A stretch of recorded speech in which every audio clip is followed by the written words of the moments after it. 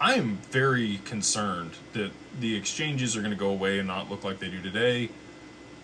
We talk to the banks, they don't have the infrastructure to be able to support things like we do. And they're not building it. If they are, they're 12 to 18 months away.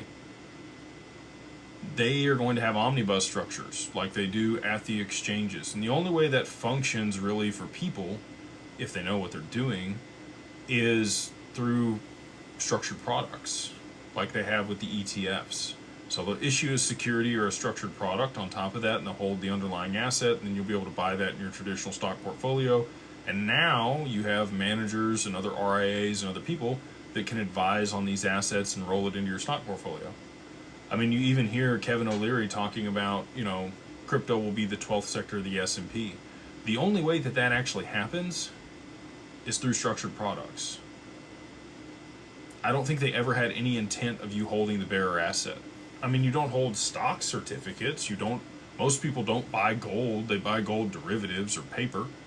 They roll contracts on the COMEX. Somebody else holds the gold and they still get exposure to it. That's just how most of the financial markets work. And I'll tell you, family offices, they don't want to have to learn how to use crypto. They just want to be able to get an allocation in crypto. Most of them have done it through funds or fund to funds at this point.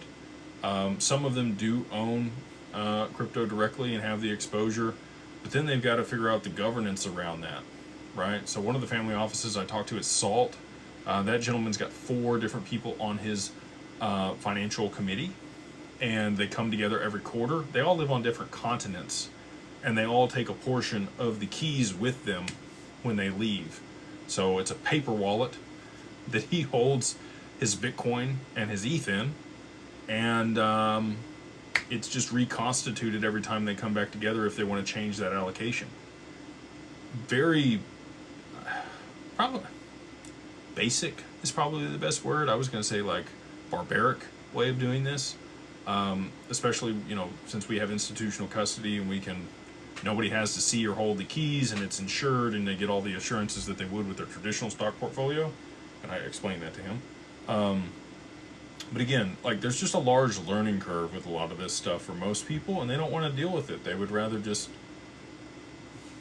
buy it through their traditional stock portfolio. So I think that's the way things are going to go. And if Tether does implode, which we all know it's coming, that'll give them the perfect opportunity to be able to swallow up these exchanges for pennies on the dollar, strip the assets out, put them in structured products, and then, sell it to all of their clients. And I really do think that's what's going